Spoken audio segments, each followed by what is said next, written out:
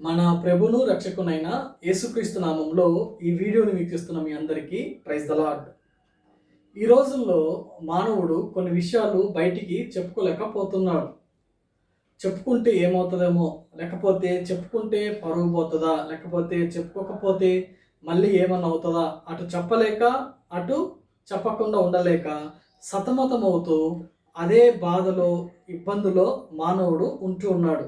అయితే ఈరోజు ఒక ఆదరణకరమైన మాట దేవుడు మనతో మాట్లాడుతున్నాడు. అదేంటి అంటే, ఏ వ్యక్తికి లేకపోతే ఎవరికి మన యొక్క బాధల్ని చెప్పుకోవడానికి ఒకవేళ సమయం లేక, లేకపోతే అవకాశం లేక, ఒక పరిస్థితులు సరిపోకపోతే ఒక వ్యక్తి, నమ్మదగిన వ్యక్తి ఉన్నాడు.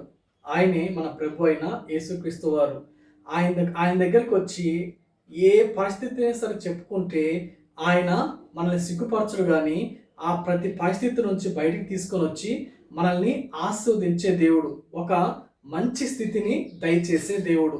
ఒకవేళ మనుషుల్ని నమ్ముకోవడానికి, లేకపోతే ఎవరైనా మనిషి మీద ఆధారపడడానికి సందేహిస్తున్నావా, లేకపోతే ఇబ్బంది పడుతున్నావా, లేకపోతే ఒక అనుమానంతో ఉన్నావా, ఈరోజు వాటన్నిటిని తీసేసి మనకంటూ ఒక వ్యక్తి ఉన్నాడు.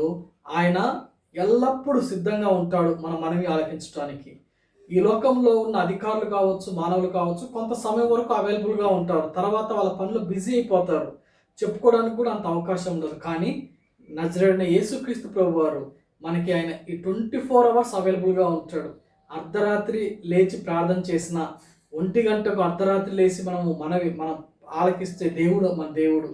ఆయనకి ఎటువంటి ప్రార్థన చేసినా, ఒకవేళ ప్రార్థన రాకపోయినా నీ సొంత మాటలు చెప్పినా సరే అర్థం చేసుకునే దేవుడు. కాబట్టి ఆయన ఉన్నాడు అనే ఒక ధైర్యంతో మన ప్రతి సమస్యను మనము చెప్పుకోవచ్చు. ఇలాగ ఎక్కడైనా జరిగిందా అంటే అవును.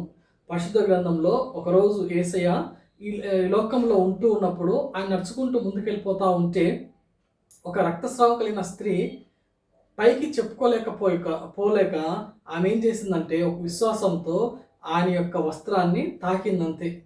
ఆ విశ్వాసం ద్వారా ఆ క్రియ జరిగి ఎంతమంది డాక్టర్లు చూపించుకున్నా సరే తగ్గని ఆ యొక్క రోగము ఆ యొక్క చిన్న విశ్వాసంతో దేవుని యొక్క ఆ యొక్క వస్త్రాన్ని ముట్టుకోగానే ఆ శక్తి వచ్చి ఆమె యొక్క రక్తస్రావము ఆగిపోవడము, ఆమెకు స్వస్థత కలగడము చూస్తాం. ఇలాగా చాలా అద్భుతాలు దేవుడు చేశాడు. ఒకవేళ ఏదన్నా బాధతో, ఇబ్బందితో బయటికి చెప్పుకోలేక, ఒకవేళ అనుమానంతో లేకపోతే అవమానంతో ఫీల్ అవుతూ ఉన్నావా? ఇదే మంచి సమయము. యేసయ్య దగ్గరికి వచ్చి మనం చెప్పుకుంటే ఆయన మన ప్రతి మనవి ఆలకించి మనల్ని దుర్నీతి నుంచి మంచి స్థితిలోనికి తీసుకొని వచ్చి ప్రేమించి మనల్ని ఆదరించి ఉన్నత స్థితిలోనికి తీసుకురాగలిగిన దేవుడు. కాబట్టి ఈ యొక్క ఆదరణకరమైన మాటతో ఈరోజు మనం దేవుని దగ్గరికి వద్దాం, దేవుని నుండి ఆశీర్వాదాలు పొందుకుందాం. ఇటువంటి కృప దేవుడు మనకు దయచేయును గాక. ఆమేన్. Praise the lord.